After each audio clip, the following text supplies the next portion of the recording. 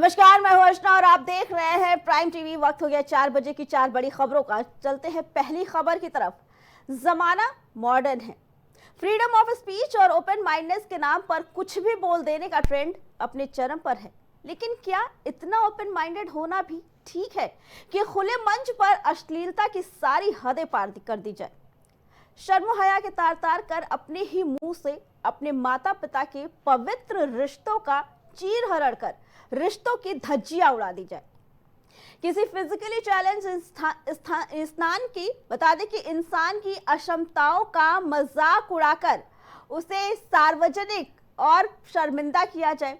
जी हाँ, ये सब कुछ हो रहा है भारत में चल रहे एक शो में जिसका नाम है इंडियाज गॉट टैलेंट। लेकिन उससे भी ज्यादा शर्मनाक बात यह है कि आज का युवा खुशी खुशी ऐसे शो में जाकर अपनी बेइज्जती भी करवा रहा है। जिसकी जितनी ज्यादा बेइज्जती हो रही है वो उतना ज्यादा खुश हो रहा है।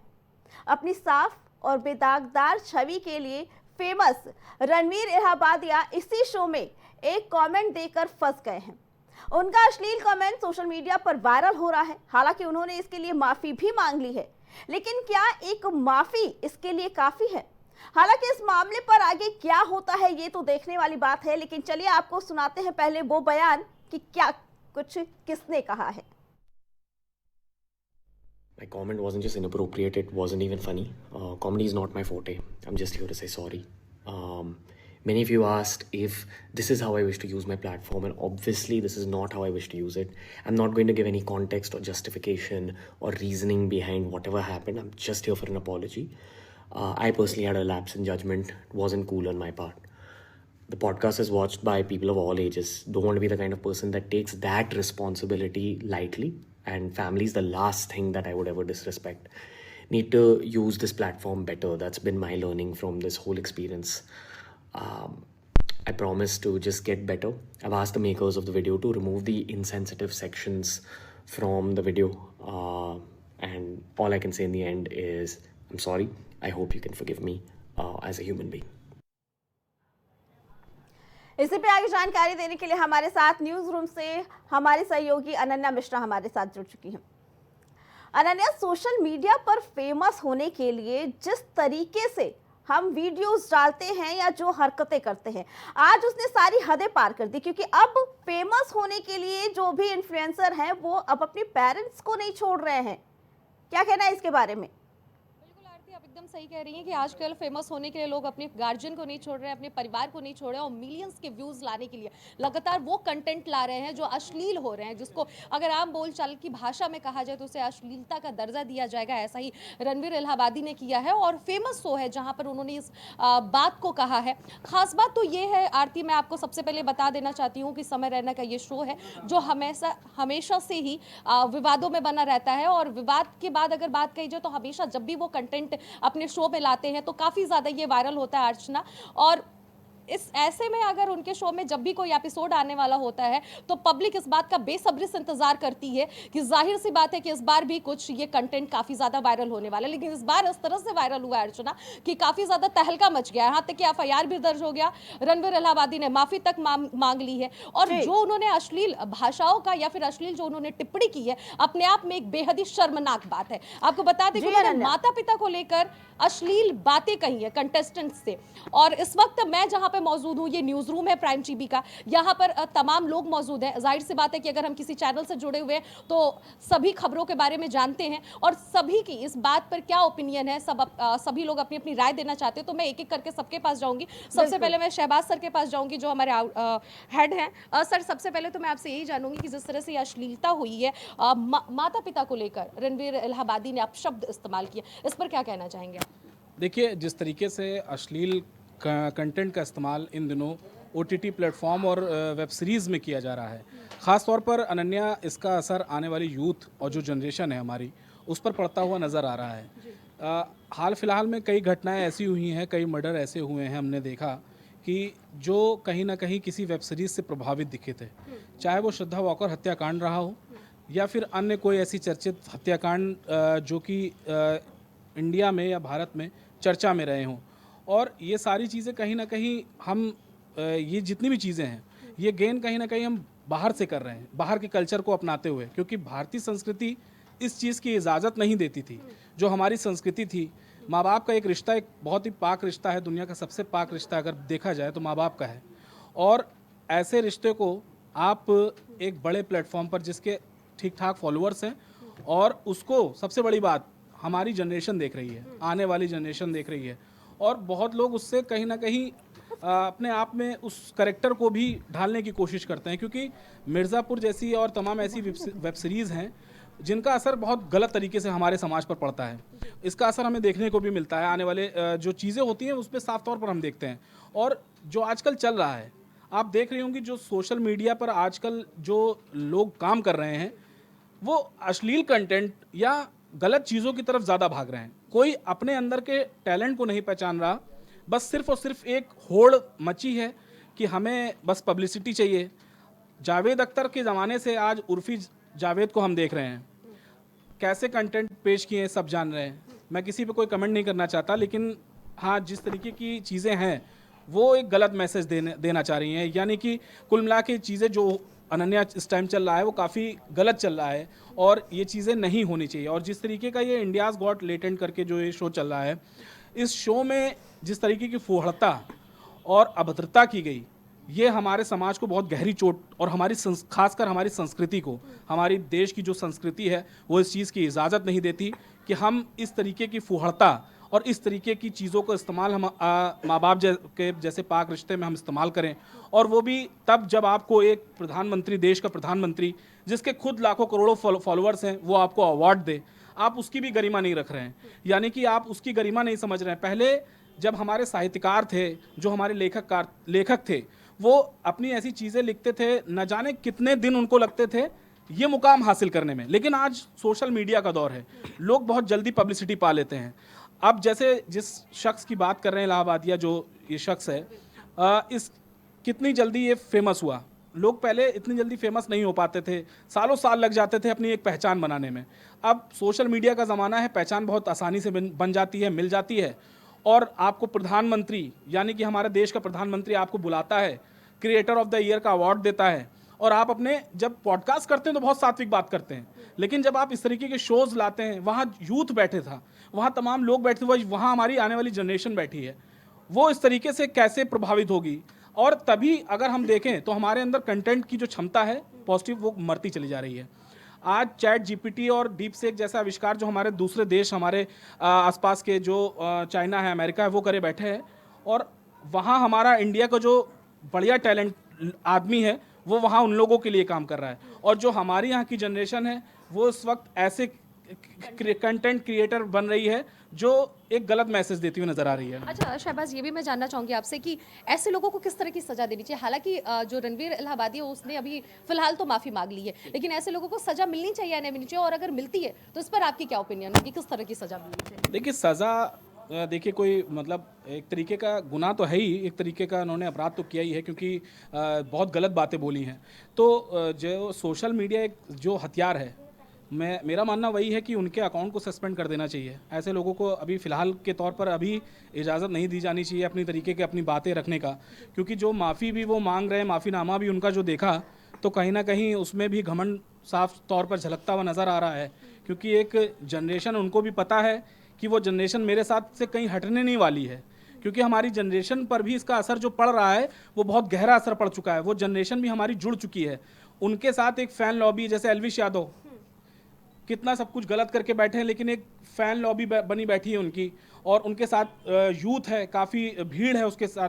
तो ऐसे लोगों को पता है कि मेरी जो फ़ैन फॉलोइंग है वो कहीं नहीं जाने वाली, तो मैं घमंड, जो मेरा घमंड है मैं उसी पे बना रहूँगा। मैं माफ़ी भी इस तरीके से मांगूंगा कि लगे ना कि मैं माफ़ी मांग रहा हूँ। तो जो तरीका था माफ़ी मांगने का मुझे बहुत कैजुअल लगा, ऐसी लगा कि नॉर्मल, उनसे कोई बहुत बड़ी गलती नहीं हुई है। जबकि अगर देखा जाए तो बहुत मतलब बहुत गंदा कंटेंट था, और उसकी जितनी भर्त्सना की जाए उतना कम है। और ऐसे लोगों के खिलाफ सख्त कार्रवाई भारत सरकार को लेनी चाहिए। हालांकि इसकी जांच हो रही है, FIR भी हो चुकी है, और वहाँ महाराष्ट्र में इसको लेकर जो फडणवीस हैं उन्होंने भी जांच के आदेश दिए हैं, और महिला आयोग के अध्यक्ष जो हैं उन्होंने भी इस मामले को संज्ञान लिया है। तमाम तरीके के लोग हैं इस पे अपनी प्रतिक्रिया दे रहे हैं। ठीक है आरती, आप एक युवा हैं और आपसे भी मैं यही जानना चाहूँगी कि जिस तरह से ये अश्लील जो कंटेंट आ रहा है, जिस पर अभी रणवीर को लेकर ही हम लोग भी चर्चा कर रहे हैं, इस पर आपकी क्या ओपिनियन होगी? उसको किस नज़र से आप देख रही हैं? बिल्कुल, एक तरफ महाकुंभ, आस्था का जनसैलाब देखने को मिलता है, लेकिन जब हम मोबाइल्स खोलते हैं, अपने जैसी क्रिएट करते हैं, कभी-कभी तो मैं ऐसी चीज़ देख लेते हैं कि फैमिली के सामने हम देख ही नहीं सकते हैं।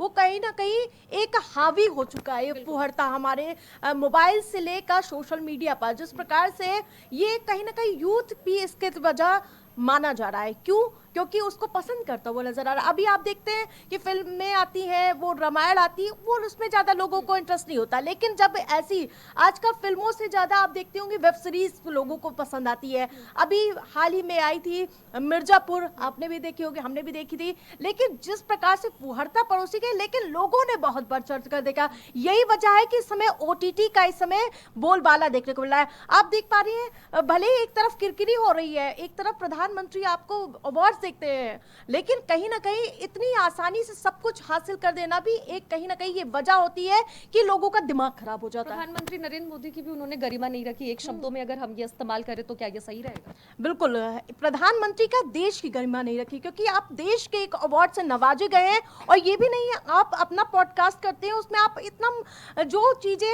रियलिटी होती है वही आप दिखाते हैं, वही दर्शाते हैं, लेकिन आप कहीं और जाते हैं, वहां आप किसी के, सबसे बड़ी बात, फादर्स को लेकर एक समय होता था हम अपने फादर्स के सामने खड़े नहीं हो सकते थे, एक वो गरिमा होती थी, लेकिन आजकल तो सब चलता है, उसके चक्कर में पूरी संस्कृति का कहीं ना कहीं पूरी तरह से द्वेष होता हुआ नजर आ रहा है। ठीक है विकास, मैं आपसे भी जानना चाहूँगी, लगातार आप खबरों से जुड़े रहते हैं, खबरों में बने रहते हैं और बताते भी रहते हैं हम लोगों को कि आज ये चल रहा है, ट्रेंडिंग चल रहा है, और जाहिर सी बात है कि आप भी इस बारे में बखूबी जानते होंगे। आपसे मेरा सवाल यही होगा विकास से कि उर्फी जावेद फॉर एग्जाम्पल, उनको भी हम इनसे जोड़ रहे हैं, रणवीर इलाहाबादी से, इन जैसे लोगों को किस तरह की नज़र से युवा आजकल देख रहे हैं? क्योंकि इन लोगों की फैन फॉलोइंग तो जाहिर सी बात है बहुत ज़्यादा, जैसा कि शहबाज ने भी अभी जस्ट थोड़ी देर पहले हमसे कहा।